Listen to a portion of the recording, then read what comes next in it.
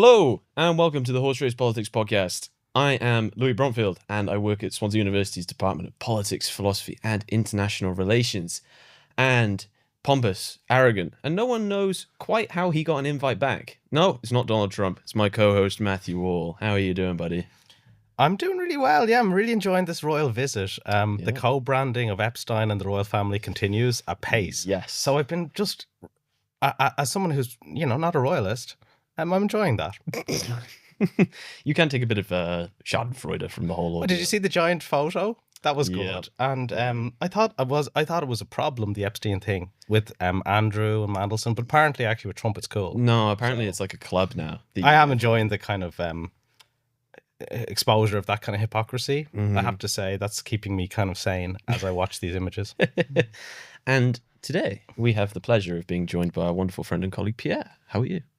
Very well, thank you, Louis, for having me. That's okay. That's okay. Would you typically, when we have a guest on, they start by telling everybody about their research interests, shilling any things that might be sitting on the table right now. So tell us about yourself. What are your interests? What do you do? What is your job? What is my job? Okay, so No one knows. my job role is, so I'm a lecturer in identity politics here at Swansea University, and I conduct research mostly around racism, cultural diversity, and human rights. Nice. 3 broad fields, I would say, which also happened to be the title of this book. I didn't see that right there. What? Smooth. Available from all good booksellers.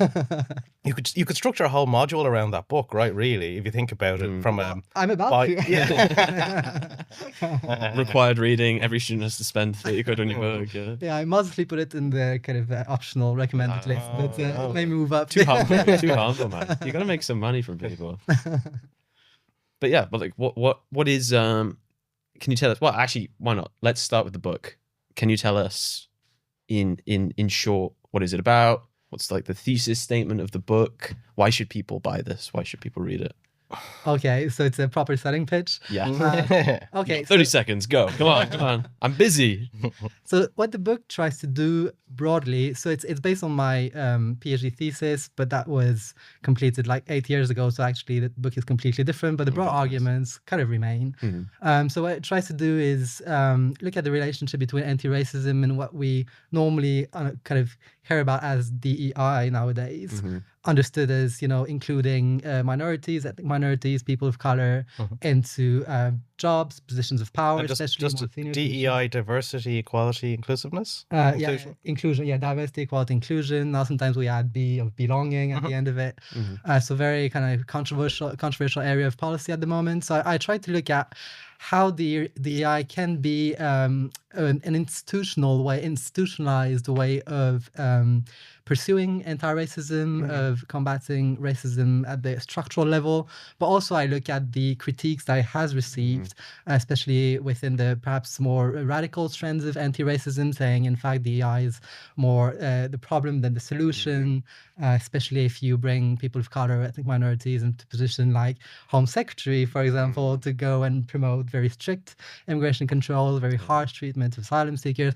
So I'm trying to engage with that debate. Is DEI the problem or the solution? And also I look at human rights treaties and whether those treaties kind of say that in fact states like Britain have a duty to develop those policies. So yeah, that's broadly what I look at. Nice, very nice. And maybe so certainly on the right, DEI, as you mentioned, is become I don't know. I think it's always been controversial on the right. What isn't controversial on the right? Like, come on. Well, but I think it's been a kind of rallying point. It's kind of one of their core talking points. Yeah. And I think targeting people who are, if you like, either actually or sort of feel maybe excluded by DEI. So like, I've been trying to get Irishness over as a minority ethnicity for my entire career, but nobody seems inclined to listen too much when I say that. And I do get all the privilege that associate with being like a white guy living in the UK. But like I think a lot of people, like being a man and white, can in some instances, when DEI comes into operation, make that more difficult to advance in their career into leadership positions. Yeah. It was a big portion of what we talked about last week with messages from people like Charlie Kirk, but just being that voice that says it's okay that you are who you are, rather than feeling like you're being beaten over the head by DEI or inclusivity. You feel like it's a zero-sum game where if we're elevating other people, then it must mean that it's coming at cost to me. I think that's a really good point, the zero-sum game argument. So there is this perception that DEI is a threat for, for especially white men. Yeah, we don't get enough of those around here, do we? Goodness me. We've made it anyway in spite of the threat. So yeah, and I think that's definitely how it's constructed by the political right, especially the political far right.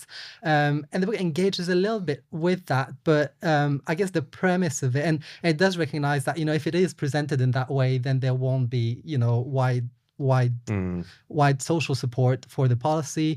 I personally don't think is the case, but it's a broader argument that I don't necessarily delve into that much in the book. But what I do discuss more directly is the perception that it's also not necessary, because there isn't very much racism left in society, and a lot of that discourse, I think, derives from either a lack of data or disregard, like an ignorance of the data that is available. So if you look at continental Europe, there is a lack of data on racial inequality, because the law says you cannot collect data on people's race, and that in the case of in the context of the pandemic, COVID-19, for example, in those countries there was no way of knowing how many people were dying that were like members of ethnic minorities or white or not white. In other cases like Britain and the US, you do have a lot of data on race and racial inequality, which made it easier for me to write that book because it's mostly about Britain. And just to say, in COVID-19, I think Black people in particular were way more likely to die of COVID-19. Absolutely, yeah. Pandemic Politics is a good book if you're interested. Pandemic Politics, the stats of COVID. Pandemic Politics. It's basically just like an academic study turned into 300 pages, but there's a lot of very data-rich text. I recommend. Yeah, thanks for the advice. But yeah, just to kind of wrap up that bit. So what I try to kind of argue also is that if you don't have public awareness of those racial inequalities and how they are reflected in data, then people will feel that it's unfair, that people, are being given an unfair advantage, because anyway, they didn't really have a disadvantage to kind of correct or redress, to overcome. So that's part of the whole debate around merit in recruitment and job positions, and also things around like, does the school curriculum need to be pluralized or made more diverse? It depends who you think, is in Britain, should be in Britain, etc. So that kind of maybe leads us in a different debate. But and could I come to that? So I'll stay on the right kind of critiques for the moment. So there's that kind of quota, let's say the quota element of DEI, right? So even counting in the first place, but then counting and with a view to achieving a parity in a quota. Yeah. And then the part you've just alluded to is the more kind of cultural, attitudinal aspect. And so I have this fortune of listening to a lot of like UK-based like call-in shows. It's actually a decent way to keep in touch. And one of the key things that people who are like big MAGA heads over here in the UK, which is a thing, is like, I had to go into a training in work and I was told, you know what I mean? Yes. And so there's a sense of cultural invasion or sort of a displacement of one's own agency with regard to one's own beliefs that is also expressed quite a lot as like, it's not, and it's often also expressed as like, why is work paying for diversity training when like we don't have enough money to keep the lights on? You know what I mean? It seems like a waste of time. And those two arguments kind of, actually, if you ask a lot of people what's wrong with woke, it comes down to they were made to do a training course in work, or they read about someone being made to do it. Yeah. And like, how do people in this sort of space engage with that? Feedback, I suppose, from people who are being subjected to a policy. Yeah. So I think, the first step is to have data on racial inequality and make people aware of that. And not only inequality, but also ongoing kind of discrimination. So the way in which, for example, people of color have a harder time getting into positions that will allow them to gain an experience that's going to be recognized in a job interview and recruitment, that sort of thing. But also another part that kind of links back to this issue of zero sum. I think it's important to make the case that people of color and ethnic minorities actually want to participate in society, actually want to contribute. And if you are excluding them from, job opportunities, from organizations, from the labor market, then what you are losing is a really important, valuable contribution to the economy, to society, to culture, to politics, etc. So it's like a negative sum, actually, in that sum. way. Like, so there's positive sum, negative sum, zero sum. Yeah. But it can be positive sum. Yeah, right? Yeah. It can be positive sum. Absolutely. So I think we have to make that positive sum game for equality policies. And I think part of it, which is the argument I'm trying to make in that book, is that including ethnic minorities into those positions is not only a way of redressing past injustices or past discrimination, but it's also a way of changing broader public attitudes that may mean that at a certain point those policies will not be required as much or perhaps at all, because people will just normalize the fact that Muslim people or Black people can be in any positions and in any position in society, in politics, and in the economy. Yeah, I heard there's Michael Holding is a great West Indian cricketer, was speaking on Sky Sports yesterday about race and racism. He's a black black man, and he was talking about essentially that was his view of what would be a good outcome. And he was like, that might be pie in the sky, but at least if we kind of have that as our aim, we'll improve. Well, also it's not so pie in the sky. I mean, there are contexts, especially local contexts, where we see this happening. I mean, I don't want to romanticize London, but in London and other very global cosmopolitan cities, we do see a normalization of racial diversity, religious diversity, cultural diversity, and also a normalization of migration itself.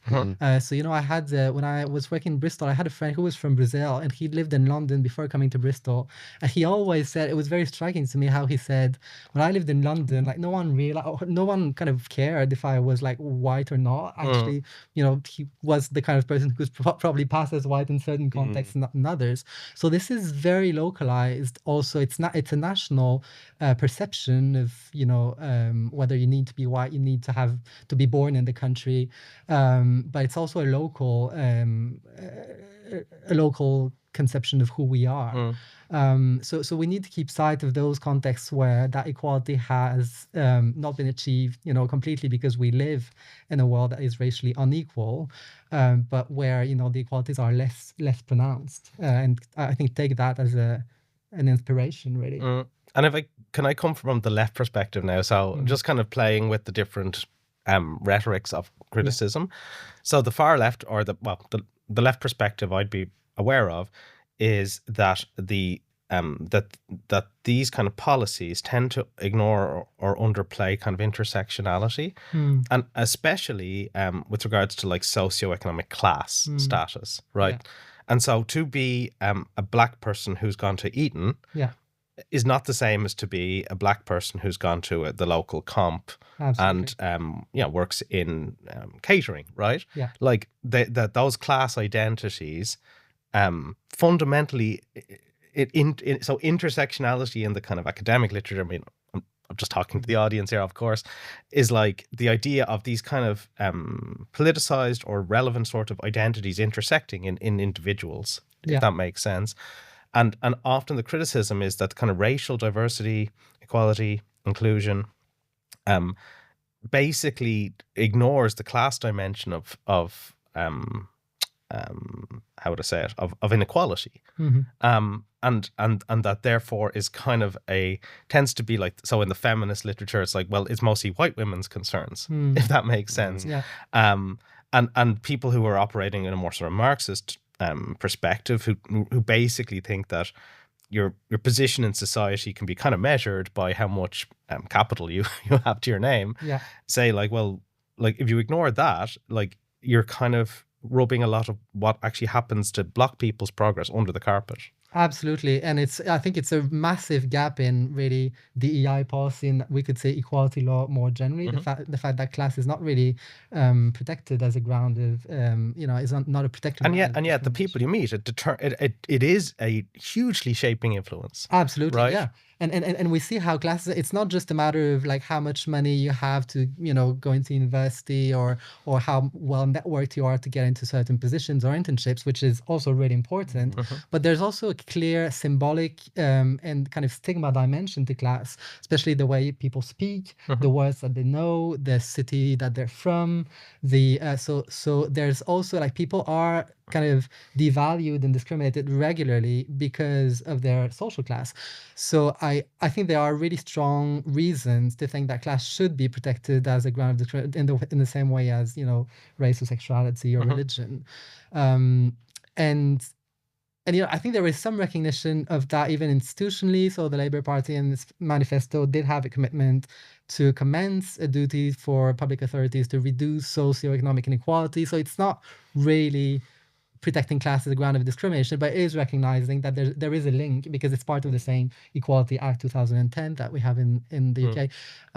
It is recognizing that there is a link and a lot of similarities between those class inequalities and race inequalities.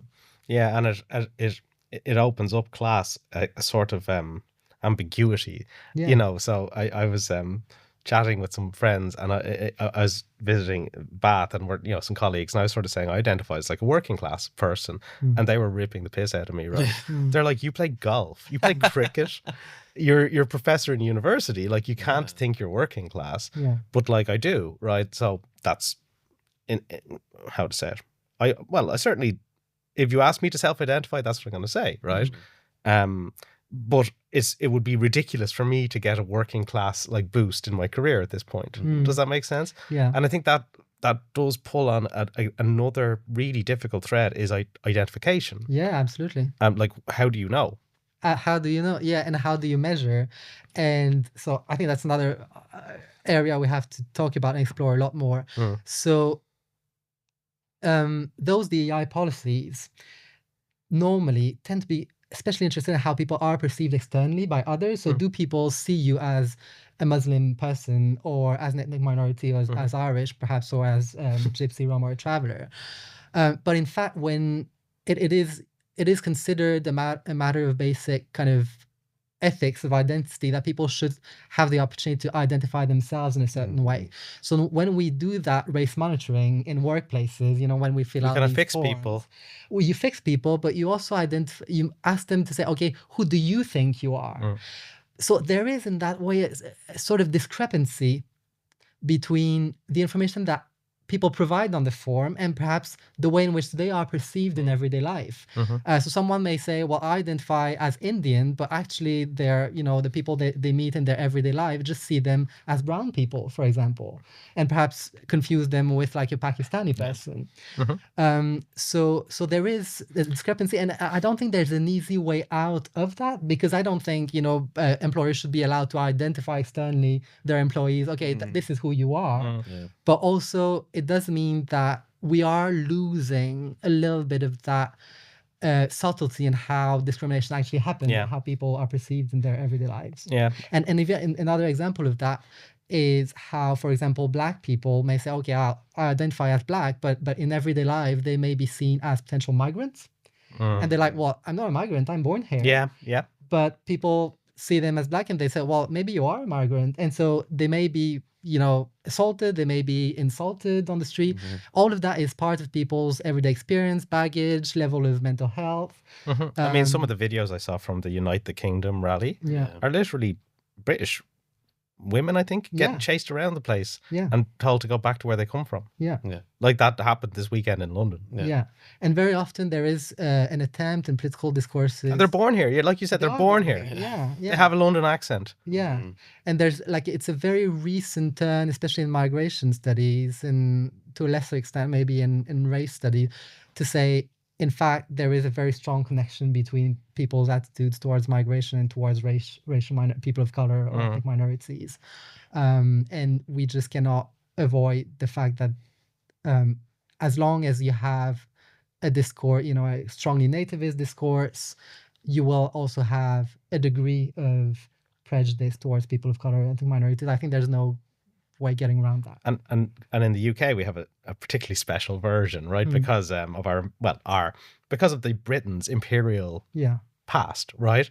and the extent to which like racialized superiority was like kind of the oil that kept the empire going, right? So the idea that a guy from England could come in and run like a village in India because implicitly, like as a white person, he's kind of better able to see what's good for them. Yeah. Like I think that's how a lot of these people used to sleep at night. Do you know what I mean?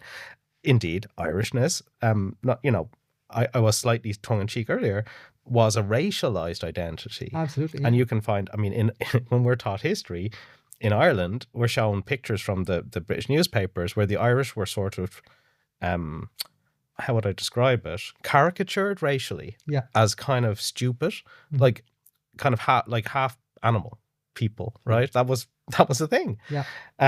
So no black, no dog, no Irish. Yeah, exactly. And that's all in the kind of DNA of Britain's approach to race.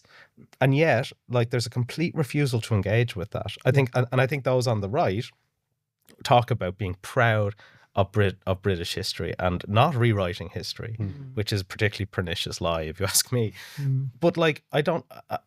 That's a part I do struggle to reconcile on the right, that they will not look at what actually happened, and that does inform how we think about these things. Like, we could as easily think about people with blue eyes as a different race to people with brown eyes, as we do on skin color. Of course, yeah. But then if we never kind of, if Britain never as a society sort of looks back to where that comes from, like it seems to me they're sort of stuck repeating it. Yeah, no. So what you're talking about is basically colonial history, colonialism, and you know, a lot of the racism that we have today is, you know, I don't think it's controversial now, and at least in academia, that a lot of it is basically down to colonialism, and especially the symbolic importance of whiteness, of being white. That comes from, you know, it's rooted in modern history.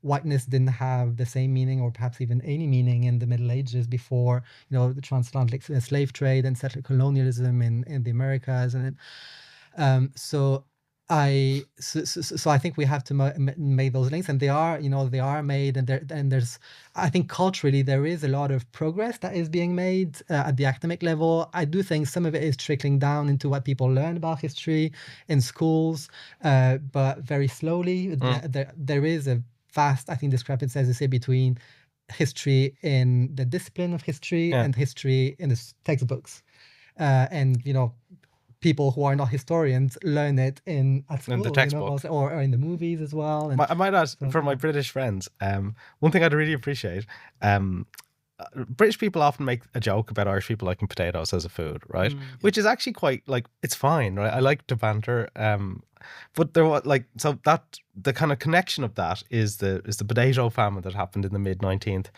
century, where, like, I think 1 million people starved to death, and another million had to leave the country, and the kind of source of that was an infestation of our one brand of potato that we used to grow. But the reason that was so problematic is because we were only allowed to grow potatoes as a subsistence to make all of the other foodstuffs that would kind of be sold for the landlord. And so Britain was able to kind of just live with that because they'd racialized us as kind of animals.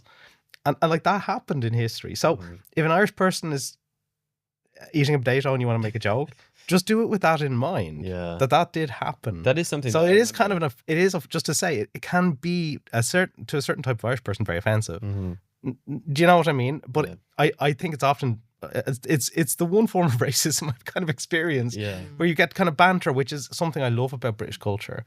But there is a kind of underlying ignorance about what happened. That did happen. When I remember being you know, back in primary school, it was just an acceptable thing to, like, everyone would always be joking about potatoes and always, you know, doing it in an Irish accent. And they had Irish kids in my school, in my year, in primary school, secondary school, and it was just a thing. Everybody did, you know, everyone said the thing. And I feel obligated as the one Englishman on the panel to apologize to both of our guests.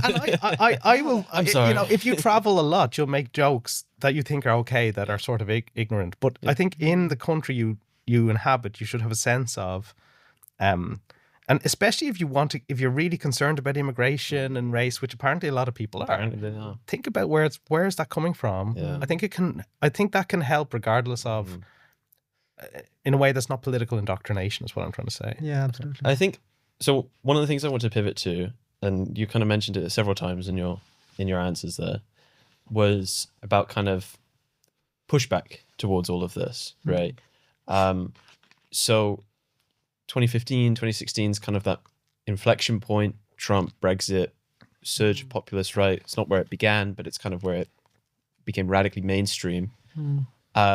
Where, as we discussed last week, the notion of the Overton window flying to the right. And it feels like, to me anyway, it feels like everyone got pulled. It feels like everyone got pulled rightwards on immigration. Obviously, there are bold leftist voices, but we don't have anything quite. There's nothing on the left at the scale of the right in terms of the kind of vitriol, the anger, the violence that we see in a kind of anti. But also the extent of mobilization popularly. Exactly. So with the Unite the Kingdom, was it called? So we had over 100,000 people marching on the streets of London. You have Elon Musk being broadcast in saying that we needed to dissolve Parliament. I believe he can go to hell. He can go to hell. Yeah, the show isn't getting sponsored by Tesla anytime soon. So this guy, the cheek of this lad. Yeah, and so my main question was kind of, how did that happen? How did we all just shift rightwards to the extent that the parties or the voices that we should consider to be left, and again, whenever I talk about Labour being left on this show, I put a million air quotes around left.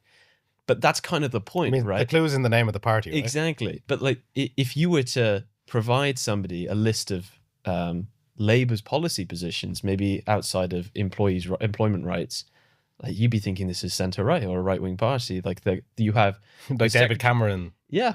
You have the secretaries in the party constantly talking about deportation, constantly talking about closing down immigration loopholes, constantly talking about just how can we clean the streets. This kind of, if this was a conservative, I'd be saying this is just racist dog whistling, right? You're talking about improving the country through deportation. And we've got an endless back and forth in the news recently because of the whole 1 in, 1 out policy that's being shut. But I'm not hearing any narrative from any kind of major left-wing party, I mean, outside of Greens, let's say. Plaid Cymru. But the extent that they're nationally big is the UK level, I agree. So I'm just, I find it utterly baffling that there is nobody even, trying to make a case for immigration. We've all just kind of accepted that this is a problem. This is a problem. And this is the last thing I'll say, sorry. The polling that we mentioned, there was a YouGov poll that says immigration is now the top concern for British voters, right? It's superseded the economy because inflation has come down. And it's something like 80% of people think it's a problem, or immigration's too high. No one's asked what the levels of immigration are. It doesn't matter whether you know that or not, but everyone's asked and everyone thinks that it's a problem. Majority of people think it's a problem. Like, how did we get to this point? And what do you say to people who are just convinced that immigration has to come down? We have to close the borders. We have to shut off access to what is principally third world countries when the people who are most angry about immigration are typically talking about immigration. I think fix immigration for me right now. Yeah. Come on, fix the whole. Why is everyone just adopted the rights framing? Maybe that's a kind of in a nutshell. Yeah, well, so I think I would slightly disagree that there are no countervailing voices. Okay. I do think they are very often excluded from especially the media sphere. So the media gives a lot of attention to, obviously the government's position because it's the government, but currently also, Reform UK and Nigel Farage. That is a choice. Yeah. Could I just say that? So a major study, I think, out of Cardiff University came out. So they do content analysis of media. Yeah. So they found that, like, relative to the Lib Dems, I think Reform, like, were overrepresented by about 1,000%. Yeah. Like, if you just wanted to transplant support in the population to media coverage. Yeah. And I agree that Reform has to be covered. I mean, they gained about 15% of the vote in the last election. That is a significant proportion. You have to cover them. But the Lib Dems, I think, had a similar proportion of the vote. They have a lot more members of parliament, and yet we seldom hear about the Lib Dems, and they do have more liberal positions on immigration. Plaid Cymru, you know, these parties, and even like the SNP, like the parties that have more open views on immigration, they receive very little coverage. So I do think that what we read about here in the media does not represent broader public opinion in Britain. I think public opinion is more liberal and progressive than we would think, reading the media. I also think that Labour's decision not to oppose nativism, not to adopt, or actually not to change anything about conservative policy on immigration and discourse, that's also a choice that I think Starmer made, you know, around the time of the election. I'm not going to try and go against that. And it was probably strengthened, that choice, by the election of Donald Trump and his also political decision not to and plus, not to oppose. Just to say, I mean, the Conservatives taking such a right position sort of just left him, like the way people described Starmer in the run up to being elected was like a butler carrying a glass vase across a kind of big room, right? He's just literally one step at a time, not taking any positions, and the Tories like opened the way there because he could go just inside them. And what I would say also, I mean, I do think Labour did not plan to give immigration that much attention. So I'm not saying Labour came into power with the intention of becoming a far-right party, you know, or a nativist party. But the fact that Farage is setting the political agenda and reform, and you know, with the help of the media, really means that then Labour has to react, has to say something, and they've been in a reactive state. And they have been in a reactive state. I agree. I do think there is probably a lack of skill and knowledge in Labour to provide a countervailing perspective, and that's partly down to maybe, you know, I mean, within migration studies, you do have a lot of people, and with, you know, within the people who have access to the data, there, you know, we know that, just to rehearse all the usual kind of cliche, migration has a positive fiscal impact. Most migrants are in employment. They're not like so. We know that the broader social impact of immigration is a positive. We work in the university. That, but can I say so? It's threatened by bankruptcy because of immigration control. Just, the problem is, just to come in there, right? So, like my friend who my kind of American contact, when Louis and I were talking about how immigrants contribute to society, said, "Oh, you actually like have reproduced a meme, like unknowingly, which is, he called it like the doctors and lawyers meme." So I was like, "What is that?" And so he sent me like loads of pictures of refugees on a boat, saying like, when the left talk about doctors and lawyers, this is who they're talking about. So I was like, yeah, but like statistically, like look at the graph. Look at the fucking graph. Sorry, look at the graph. There's Sam Coates on Sky News has a brilliant breakdown of this. Which is like the bulk of immigration is totally legal and essentially economic in nature. Not just bulk, overwhelming bulk. Overwhelming bulk, yeah. Second, those people contribute excessively to this society relative to the native population. Third, if you want to cut immigration, right, such as that link, that the Office for Fiscal Responsibility will make you downgrade your growth projections. Absolutely. So yeah, I'm sorry that I reproduced a meme that's popular on the right. But like, do you know what? A good, like they also say on the right, like learn to code, learn to read data. Yeah, absolutely. So I think that's part of the issue. Just having more... Hi to my friend in New York. I think having a more evidence-based debate would really help. So I'm not going to make a popular statement that like that data doesn't matter. Data does matter, and data shows us that immigration is overall, you know, a good thing and not a bad thing for Britain as a whole. But I also think we need to reframe the debate a little bit and just start looking at migration and mobility as something that ultimately everyone has an interest in, not those that we see as migrants. And who do we see as migrant? I am a migrant, but people don't think about me when they talk about or think about migrants. We should, so within countries, freedom of movement is seen as a basic fundamental right. It's legally protected. I think there is a way to talk about migration as freedom of movement, and that would completely reframe how people look at it. They would look at it as something that they could do themselves. Yep. Well, I can live in Britain, I can live somewhere else. Our students studying international relations, they come here and they all want to do like an internship abroad. They're curious about the world. I think that's something that we should not like problematize. We should cultivate curiosity towards the world. We should look at migration as a way that allows us to reduce polarization, to kind of increase intercultural understanding. I know that all sounds very kind of cliche, but there are actual real benefits that mobility has, and we never talk or very rarely talk about those things. There is a way, and just to say, that's like those on the right who are at the top of those movements, they love a bit of mobility, right? They're always on the jet. Of course. So like they're happy. Extremely mobile. Those far, those far right politicians, they move around all the time. Like you want to taste like, like taste the gumbo in New Orleans. Like, you can, I mean, do you ever go to like a restaurant in France? It's different, right? Yeah. And so, and that's always been the case. So the powerful, the elite has always been very mobile. It's always the mobility of the working class that has been problematized. It's still the case. But also I think we need to develop a discourse around that. So to see the people who move. So for example, I came to Britain for work. So in that sense, maybe I do qualify as a working class migrant.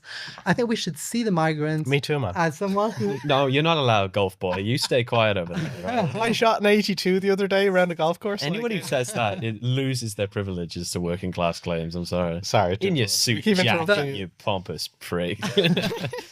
So I think we should kind of rethink about like who is the working class migrant, but also as people who don't just come here to get rich, but who also come here because they like the place. Yeah. So I came to Britain because I really liked the research that was being conducted in this country. I really respected it, and I thought I want to be part of this. And migrants are people. We often find statistics that migrants strongly identify with Britain, and there's a reason for that. They chose to come here.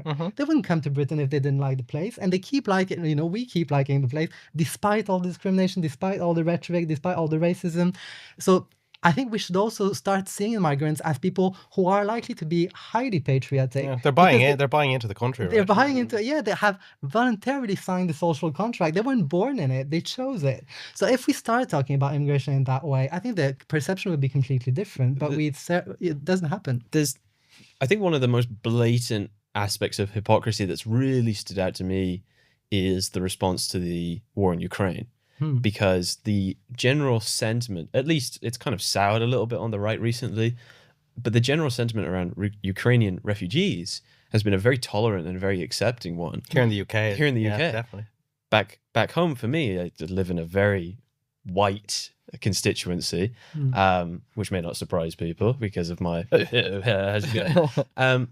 but we have Ukrainian refugees there, and the discourse that I've had with people within the area has been, maybe that's anecdotal, but has been extraordinarily accepting and understanding of the conditions that they're in, of the fact that they're fleeing conflict. But this may sound overly reductive or an oversimplification, but it feels like as soon as the skin tone changes, it's the narrative the response becomes completely different. This is invasive. These are people that there's no consideration that they might be fleeing conflict, persecution, famine.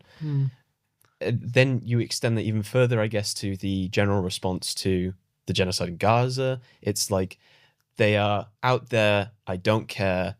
They're out of my considerations. Maybe, again, that's something where the narrative might be shifting a little bit. But you're just seeing full-on ethnic cleansing, and everyone's like, I don't really care. But it just seems to be, maybe that's an oversimplification. You can correct me on. It just feels like it changes after a certain shade of skin. I mean, maybe the only thing that I think oversimplifies is the skin color, because it is very important, but it's not the only factor why certain groups are welcome or not. Yeah. And so, for example, if we look at the history of immigration control in Britain, modern immigration control really were developed in response to Jewish immigrations, kind of who were fleeing pogroms and persecution in Russia and Germany. So, at that time it was anti-Semitism, the mobility of Irish people was also problematized for the reasons that Matt just described. Then after the Second World War, we had the mobility of people from the Commonwealth, from the Caribbean, South Asia, that was also problematized. in this case, clearly because of skin color, but it's often a mix of skin color and religion and ethnicity. Yes. And in case of the Ukrainians, there wasn't very strong negative perception of the Ukrainians before the start of the war. They are kind of seen as white, seen as Christian, seen as so there was no real kind of underlying attitude that would mean that people would oppose their coming. If you think about the small boats, when people think about the small boat, they basically see people in color on boats that they don't really know where they come from. All they see is, as you say, people who are not white, and they're problematized in that way. So I think it's important to see this, so those who don't come from those stigmatized racial groups, cultural groups, religious groups, often just aren't seen as migrants at all, and so there's just no way we can dissociate attitudes towards immigration from attitudes towards cultures, religions, and races. And I think the what is giving some some ammunition is the what's the word, incompetence, really, or the inability of the British state to kind of rationalize a response to the small boat crossing. So you mentioned obviously the one in, one out policy. Whatever you think of it, it's been kind of halted this morning as we record because of a kind of a late legal challenge. There seem to be thousands of people who make it in and just leave and are never found again in the economy. So that are in the country. So that sets up all kind of opportunities for those people to be exploited, but also for security threats to kind of come into the UK. Like there's a kind of basically an unsecured route. And that sort of chaos, I think, is wrong, but does kind of create a fairly fertile ground for these kind of more subtle thoughts that people have. Absolutely. Well, I think what creates fertile ground is to raise expectations that you will and should have very strict border controls and control of mobility, and then not meet those expectations. Not be able to execute, But just to kind of go back briefly, I don't know how much time we have left, but to go back briefly to the idea of chaos, there is a lot of chaos. For example, if you look at internal migration within the EU, there's no control whatsoever.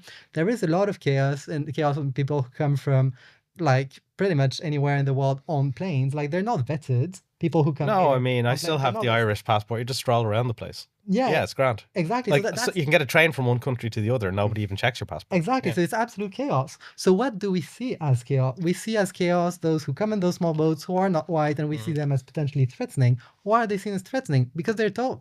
Because we're told that they are threatening. If we weren't told that they are threatening, we wouldn't see them as threatening.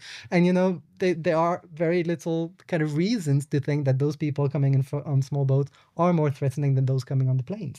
It's just how they're represented in the media. But I think there is a problem from a kind of security perspective that if you have a kind of people who are long-term resident in a country but have no sort of record, have no can't be contacted by welfare agencies or police. Right. That is. If people are sort of melting into the countryside and nobody knows. That's not. I don't think that's. I don't think it's irrational, and certainly I don't think one group is any more likely to contain threats than another. But all groups contain people who behave problematically, right? I mean, I think we've seen a case this morning again about an Egyptian refugee on a small boat who raped a girl in England and was found guilty of doing that and had been involved in sort of extra-constitutional violence in Egypt. Right. Now, that in a way, that person being brought to court and everything sort of shows the system actually working. But in any group of people, there are psychopaths and there are criminals and there are those who will do these things. And so I think a sort of an inability to have some kind of the same security system that we have for anyone who lives here generally, for a group of people being able to bypass that, I can see that that's absolutely troubling, and I don't think that means to say that you think a group is more troubling than any other one, but they have a sort of a ability to elude detection that others don't have.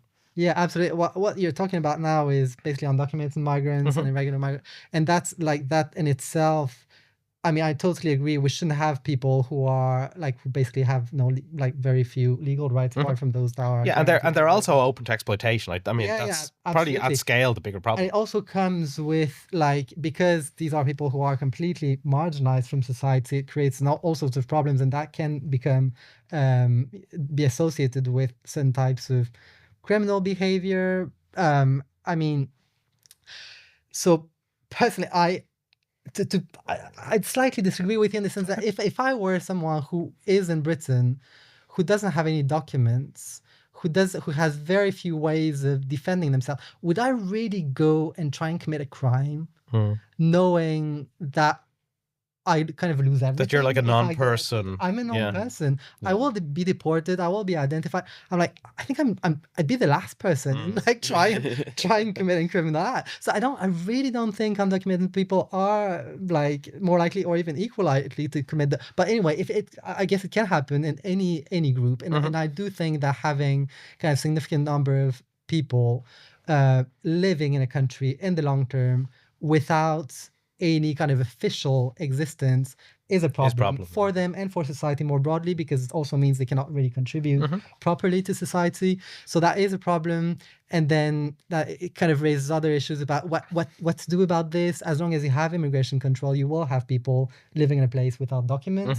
So, you have the more kind of progressive and incremental approach of saying, okay, let's try and deal with that in a pragmatic way, or the more kind of long-term and optimistic approach saying, well, let's just like allow people to move, and then you won't have undocumented people. So, and I don't have like very sophisticated answers to that because I'm mostly a scholar of racism and not migration. But I do think it's a problem, and it's probably part of the reason why, in a place like the US, where you do have a lot of people living, a decade, it can be up to a decade, living in the country, contributing, working on farms, in factories and food processing, plants, for a very long time without legal rights, or with very few legal rights, then it does create that sense of we've lost control. Yeah. And that is a very fertile ground for nativist discourse for the far right. It is not a good situation. I mean, a place like Spain, this is actually normalized. And those people, after a couple of years, if they prove that they have been working in the country, that they have a degree of integration, like, they know people who can vouch for them, they then get documents. Yeah. So that form of undocumented migration is really normalized in that particular country. I'm not saying it's necessarily the way that all the countries should go in, but it also shows how there is a fundamental kind of inconsistency between the broader principle that, well, if people are coming here contributing, why shouldn't they be allowed to? And the principle that actually we should control our borders. We need to, yeah. It's difficult to do both simultaneously. It's difficult to do both. I do think it requires a broader conversation about migration, about, is it really a problem to have mass migration? Is it really a problem for people to be able to choose where they live? If it is a problem, why is it a problem? Is it because of mobility itself, or is it because we see mobility as a threat to maybe our national privileges at the global level? So what to do about that? But then it ties into broader conversations about global inequality, international trade, relations, etc. So it's not going to be solved tomorrow, and I don't think we should pretend that it's going to be solved tomorrow. But I think we should think about it in a bit more like a broader way and a more principled way than we do at the moment. So a final question before we get onto Matt's wonderful wall, and it kind of ties in with what you're saying. We've got the Senedd elections happening in Wales next year. What is the message that you would like to see, doesn't necessarily matter by who, being put out to combat this pervasive anti-migrant racist worldview that we kind of see emerging or popular amongst the, let's just call them the populist right blob, let's say. Is there a message that you think could cut through? Because I think it's too much of an emotional conversation for somebody to sit there and bring out the charts and bring out the tables and say, well, actually, if you look at this graph, table A1 says, this and that. I'm reminded of Trump's interview with was it Axios, where he whipped out the charts and on a piece of paper and just handed them to the journalist. He's staring at him like, what is this? But in serious, I don't think empirics cuts through as well as not on their own. Not on their own. There needs to be a narrative that goes along with it. Yeah. What would you like to see in a perfect world? Well, you don't even need a perfect world. I think you do see, someone like, or hear someone like Sadiq Khan who makes the case actually immigration in London is what makes it attractive, prosperous, fun, interesting, a place that people actually want to live in. And I think any like political representative could develop that discourse, and it wouldn't be like a false discourse or a mirage. It is true. Like migrants come because they like the place, they want to contribute. People like me. So I think you can develop that narrative at the Welsh level and say actually immigration is a good thing for Wales, and it wouldn't be like an overall good thing. Of course, like there are problems with some immigrants, like there are problems with some natives, but overall immigration is not a problem for Wales, and we support immigration because we care about Wales, not despite the fact that we care about Wales or because we don't care about Wales. It's going to make the country more prosperous and better and more dynamic. So, and it's not going to kind of kill Welsh culture. It's the opposite. Like people actually want to learn that culture. That's why they're here. So I think you can develop in that sense a kind of more open nationalism or open identity, and Plaid Cymru is kind of like a civic nationalism. It's called in the literature. You know what? I don't like civic nationalism because civic nationalism often, in the way it's like understood, it often kind of denies that there is a Welsh culture. For example, there is a culture that you want, that you like, that you want to promote, that you want to develop, and there is, a Welsh culture that is different. It's quite distinctive from like English culture or French culture, and I don't think we should see that as a problem. I think it's also a good thing that we have a number of cultures flourishing, developing at the global level. So I think it is possible to say we like Wales, we like Welsh culture, we like Welsh kind of prosperity and development, and because of that we also want to be an open place. So you can develop that discourse. I think you just need some kind of resoluteness. And but can I ask, I suppose the blob has coagulated that in Louis' parlance, we just had polling in Wales, so Reform are at like 29% in the polls, just under Plaid, who are 30%. I suppose, I think, I looked at some of the polling kind of analysis, and there's an amazing graph of like life satisfaction 0 to 10, Reform support in each segment. And as you can imagine, those at 0 were like 45% Reform, and it kind of goes down to like mid-teens by 10, right? I think Labour were polling the best amongst people who had the highest life satisfaction. And I guess the difficulty of the kind of narrative you describe is it's so far away from the lived experience of people at the 0 and 1 end of that scale. Like that they haven't, by and large, experienced like going to a cafe in Paris and being able to order in French and what that sort of unlocks inside you. So for them, it's nearly like that's nearly an alienating discourse, right? And it's kind of, I think a lot of it is like we're already on the bottom and you're piling more people on top of us. That's the feeling I think people. But what they're not really understanding properly is that the anger that they may be feeling is being directed at people who aren't being piled on top of them, is who are being pulled in to undercut them, right? You're bringing in people whose life circumstances are worse than yours and then being told that they're the problem. But in terms of what's a more compelling narrative for you to buy into, that's a lot better than this happy-go-lucky, these people are actually making your life better. It doesn't. People don't buy into that when their material circumstances. I think that's the big difficulty in this kind of discourse, or in the kind of rhetorical politics, let's say, of Wales. It's like, I mean, I agree, and I've actually had like lived experiences of those things of what you're saying, right? So I think it's objectively true to an extent, right? That that mobility, openness has a mutual benefit, and yet it feels like it's coming from a different universe to the main support base of Reform. Well, okay, so I agree. It is not in line with current dominant public opinion, I disagree that it's not in line with people's lived experience. I think a lot of the perceptions around immigration are not based on what people see their neighbors doing, or how they relate to them, or how they relate to the people working in care homes or the NHS or their schools. I think they're based on what they read in the media or listen to, on Online, especially on social media or on TV or. So I think that's how these perceptions are constructed. And I don't think we should say, well, people just don't know enough. Like, people know what they are told by figures of authority. Yeah, and journalists are figures of authority. Politicians are figures of authority, and they are being listened to. So that's what people believe. And why wouldn't they? Yeah. Why wouldn't they? Like, they're not going to, I don't expect, this book is not really written for people who are not active in the field of like cultural diversity, anti-racism, immigration, etc. So like, I don't expect like the broader population to pick up the book, because in a way it's written quite technical. It's like a technical thing. It's a technical language. So, like those who can change those perceptions are the journalists, are the politicians, are the teachers in schools. So I think these are the people who can change that.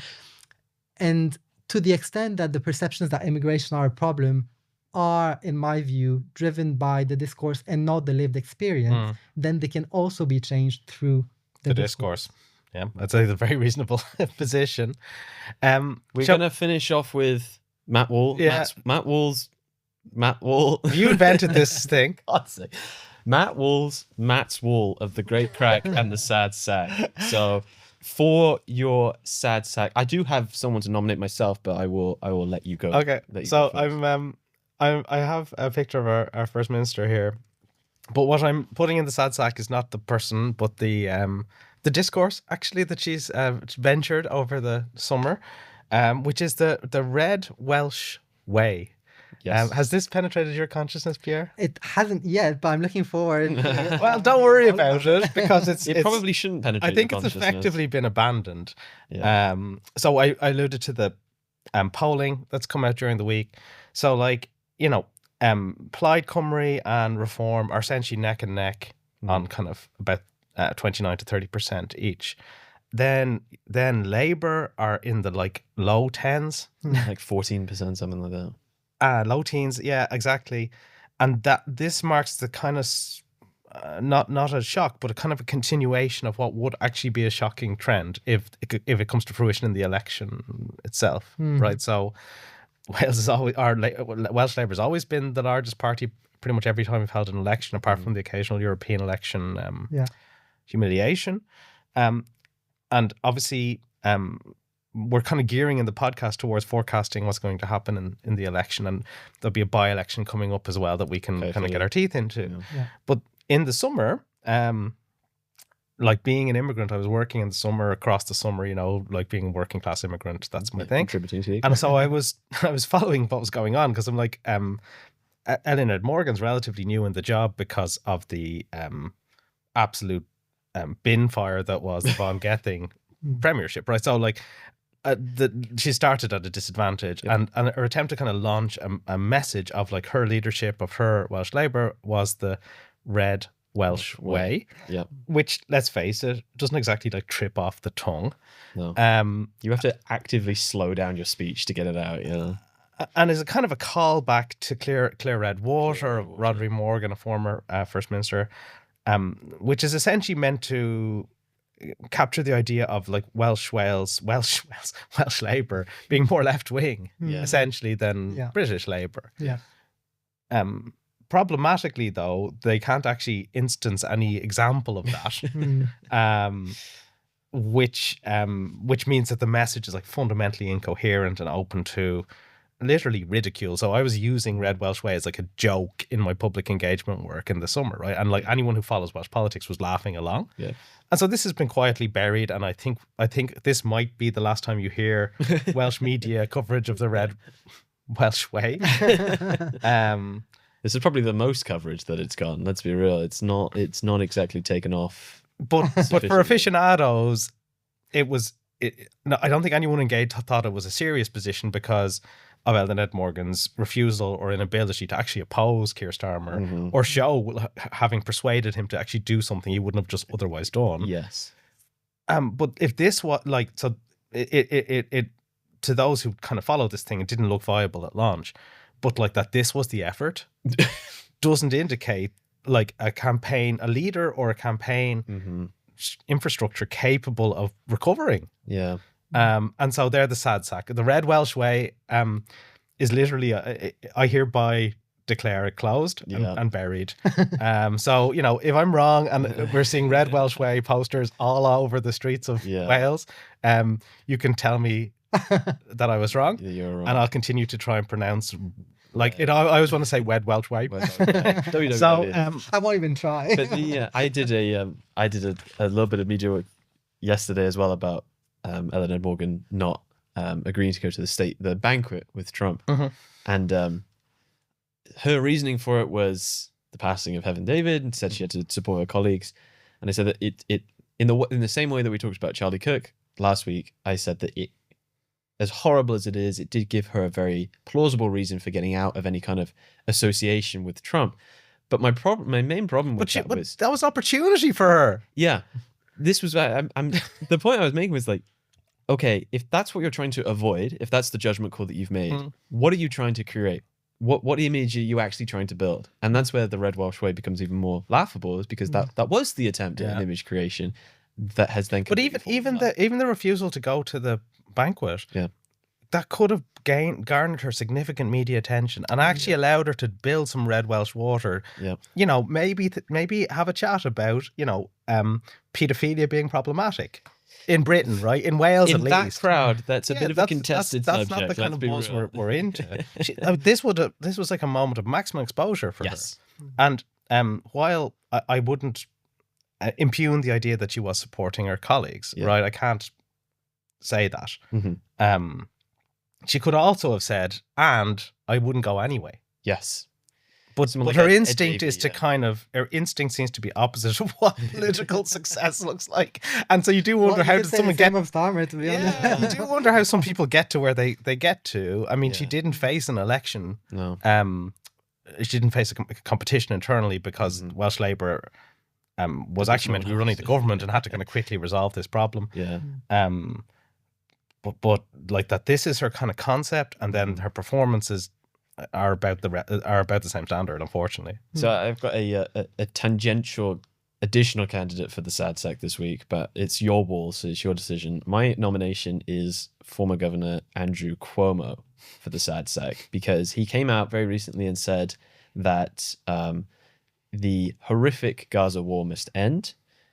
Took him a very long time, but principally, I call him a sad sack because, I mean, saying the war must end makes him great, Craig. Wait, however, so he wasn't saying it was genocide. He's like, we should just stop killing each other. We should just stop. But previously, his policy was we should keep killing each other. Yeah, previously from the we should kill kids. Now it's we shouldn't kill kids. To connect it to our topics of today, obviously the comments on Gaza are relevant.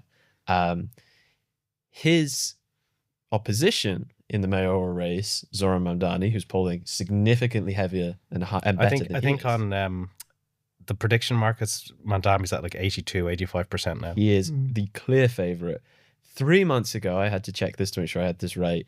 He accused Cuomo donors of altering a photo in act of blatant Islamophobia. So they were enhancing certain facial features. They made his beard thicker, his eyebrows thicker, skin a bit darker. Allegedly. That's like my morning routine. I don't think we could make your face any bigger, to be honest. That's the problem. So he would be my nomination for the sad sack, but I think at this moment in time, Eluned is quite a bit sadder because she has absolutely no and I think nothing to point to. But I think there's also a difference in the sense of like a kind of democratic primary. Yes. From the point of view of the kind of political implications, right? Versus being like a leader of a party. Yes. So and while these kind of dirty tricks are disgusting, actually, and that's one thing I will say for the Red Welsh Way. It wasn't a dog whistle. There was it was just Islamophobia. It was just a kind of you know, it's like something one of my kids would say. Yeah. It's not thought out. It's not aligned to what they're doing, but it's not racist. It does make you wonder how like a team of creatives or spads or whatever are sitting in a room and they go, "This is it. I've come up with everyone just like faints when they say it. Yeah, this is fantastic." This reminds me of delivery. Oh, Come on. jeez. wasn't that a line from Liz Truss? I'm pretty sure Liz Truss at when she was addressing the Conservative Party said something. She had the same repetition. It was something like deliver. So, I mean, when you're literally just repeating one word 3 times, you're not communicating. You're not using the English language properly. Yeah. So, not a big part of it anyway. No. who is That's this great week's great crack? And thanks, Louis, for printing out This is the production value you get at the Horse Race Politics podcast. I'll put him over myself. This is a guy called Paul McGrath. Might seem an odd choice on a politics podcast to have a long retired Irish football player. But Paul McGrath, as hopefully you can see, is a black guy from Ireland. And when I was a child, when I was 7, Ireland qualified for the World Cup in Italy. Was this the 1600s or the 1700s? Yeah, I mean the graininess of the footage makes me realise how old that makes me. We previously qualified for the 88 championship. Anyway, so Paul McGrath was kind of a core player in this side. He could play in midfield, he could play centre back, he played at Man United, but most of his kind of prime years were at Aston Villa. He was an amazing footballer. And I think the reason I have him in here is because for me he was like my black Irish hero, right? And I think whenever the guy had a crazy life. Actually, he was like a functioning alcoholic, who was a professional athlete. So you can imagine the kind of contradiction. That's why it resonates with you. Yeah. And you'd follow him in his ups and downs and his performances. I mean, some of his performances on the pitch were incredible. He has this kind of courage about him.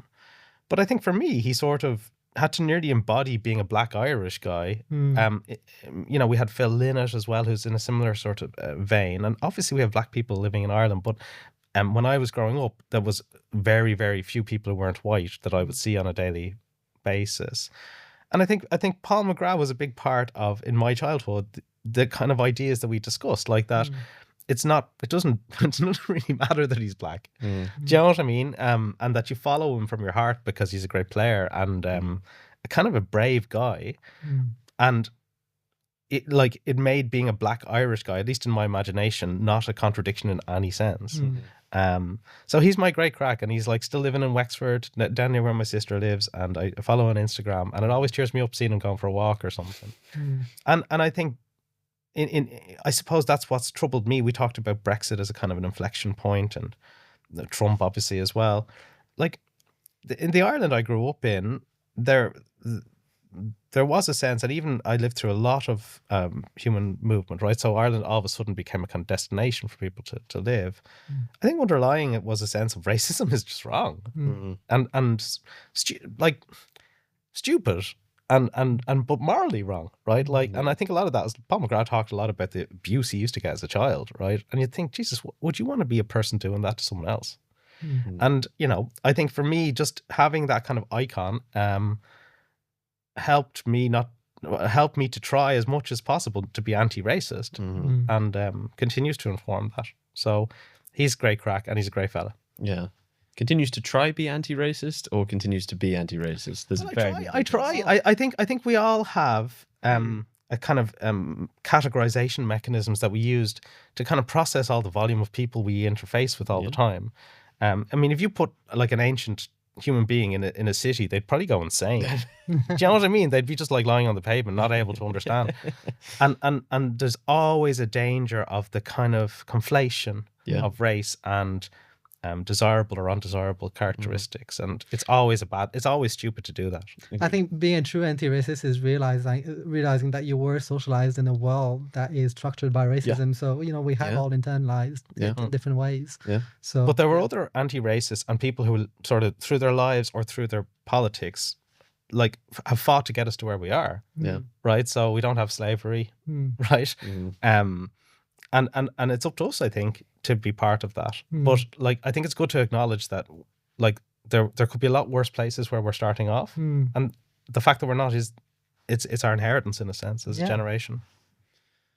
Well, thank you for that. No worries. That was a beautiful, beautiful note to end on. I look forward to like the Friday afternoon Red Welsh Way speech by Eluned Morgan that reshapes Welsh politics now that I've made my prediction. Special shout out to Matt Wall, yeah.